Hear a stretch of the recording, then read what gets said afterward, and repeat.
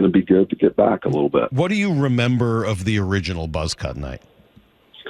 I think the biggest thing is the first time it was ever brought to my attention, Kevin Martinez, who I love to death. God, I think he's been with the Mariners, 30-something years 52 now. years. Yeah, 52 I think years. he's 60-something now, so that makes sense, yeah. Yeah, he's a great dude, great friend, and he brought it to my attention and said, we're going to do this thing, we're going to do a Buhner Buzz. And I'm like, yeah, whatever. And he goes, no, seriously, we are. And I'm like, dude, there's no way. It's the corniest thing in the world. I'm not going to do it. Forget it. He goes, no, it'll be awesome. You'll love it. And that was kind of the end of it. And sure enough, we come back from a road trip, and he goes, hey, don't forget we got Buhner Buzz in a couple of nights. And I'm like, dude, I hope you didn't put that on the calendar. And, of course, he did.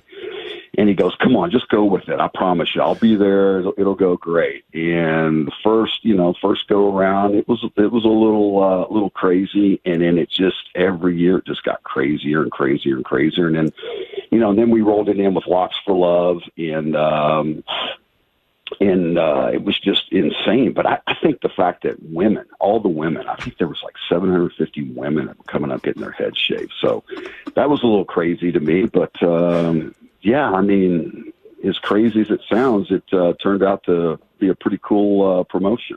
Any big hillbilly you remember in particular? Like anyone from Yelm or, somewhere out there that just had a Ryan Stanek, and you're like, really, bro? You really want me to do this to you? I think the craziest one was like an 80-year-old grandma. And of course they wanted me to shave her head. And, when you're that old, the last thing you want to do is nick their head. And so I was a little leery and a little nervous on that. And I said, okay, I'll start, and I'll do about 3 or 4 passes through, and then we're going to turn it over to the true professionals before I do something I regret. So, yeah, I mean, I looked at her, she goes, I'm like, ma'am, please you don't want to do this. She goes, I love you. Anything for Jay Buhner. And wow.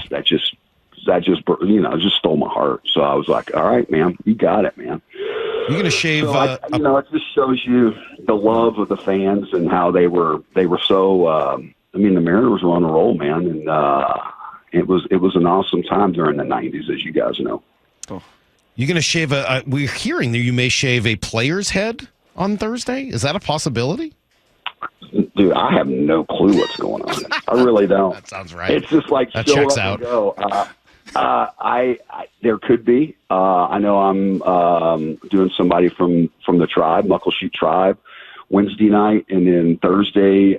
There's no telling what's going to happen. I know there's somebody supposedly from Cairo that's going to be getting their head shaved. And somebody from over here, and so I don't know, man. Or maybe one of you two will show up. If you got any pelotas. Do you know how many razors? Salk's got 3 hairs per pore all over his body. If you want to come shave my back, Jay, that is always welcome. Back an old funny joke. Yes. My wife will do that for me. I don't know why you wouldn't. It just feels kind of rude that you would say no to that. You guys, man. Hey, you want to talk a little baseball? Get me in trouble. I try. I always try to get you in trouble. I know. Yes, you do. You know it's not hard to do. No, I don't. Well, let's see if we can get you in trouble by asking you about this baseball team. What have you made of what you've seen in 2024 from these Mariners? Well, what are they? 8 games over 500 now? Yep. And quite frankly, I think they should be probably 15.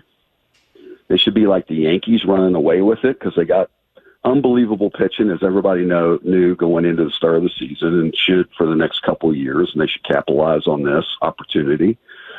Offense has been a struggle, as you guys know. And it seems to be every year seems to be the story. A lot of pressure on these starters, and some of them are poor, like poor King Felix, man. Every one of his starts has been a quality start, Gilbert especially, and then they can't get any run support. But when they do, it's outhouse or penthouse. So it's good to see them doing what they're doing, and there's no doubt they're going to be there when the bell rings. But it sure would be nice to take a little pressure off those guys and get some runs early. But they're doing it, man. It's all that matters. It's not how you start; it's how you finish.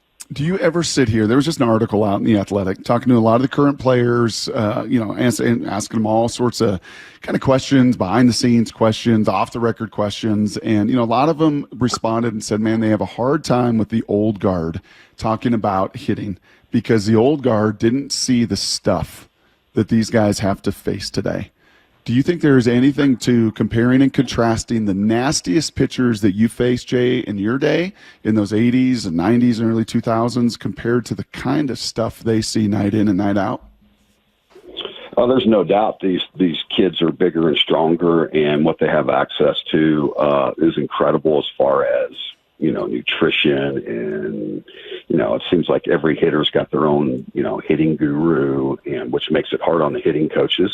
Mm-hmm. And every pitcher has their own pitching coach during the off season. These guys are paying these guys. They're making big money. Let's face it, so they can afford to get these guys, during the off season and work. And then they have access to all the different, information that's coming across. Some of it, I think, can be too much information for some of these kids. Some of these kids are mental midgets and they don't know how to put it to their good use. But the ones that do, you see, are the ones that are dominating. And these young arms, they're incredible. I mean, just watch the College World Series, for instance. Look at these guys. All these guys, there's probably going to be 3 or 4 pitchers coming out, and they're all, shocker, SEC or ACC pitchers, and they're going to be. And I've always felt this way myself. Why wouldn't we take a guy? Why wouldn't we draft a guy that's a big program like those 2 conferences I just mentioned? Because they can be in the big leagues in the next year or 2. Mm-hmm. And you're going to see more and more of these kids basically maybe going down for a little splash, but then immediately getting called up and making an impact at the big league level. And that wasn't happening very often years ago. And it's happening more and more. Can you imagine position guys too? It's amazing, these arms. Imagine hitting, Jay, in a world where everyone throws 98 to 100. They all have the sliders that they have today, but then maybe even more so. And we just always, I hear Blowers mention this almost, it feels like every game.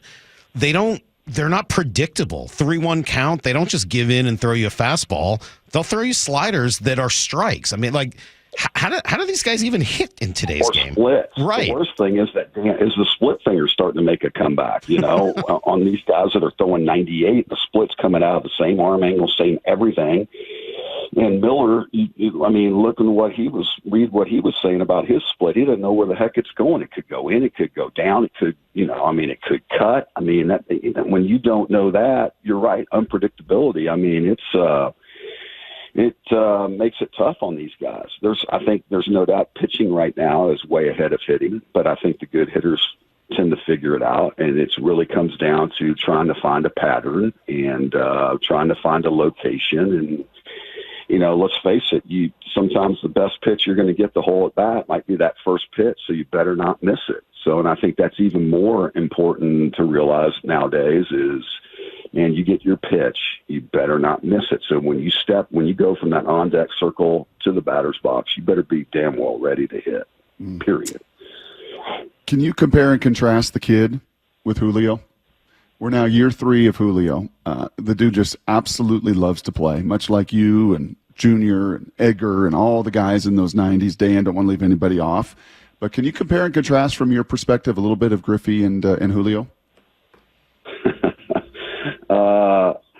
I agree with you. They both always have a smile on their face. They, they show up to the ballpark and you feed off of their energy. They basically entertain the fans. They mingle with the fans. It's just, and then when they get on the base pass, they wreak havoc. They can do it with, 5 different ways. Both of them have great arms. Both of them can go get the ball. Both of them hit for average. Both of them can steal a money bag for you. And I mean a money bag, not just a sloppy back-end bag.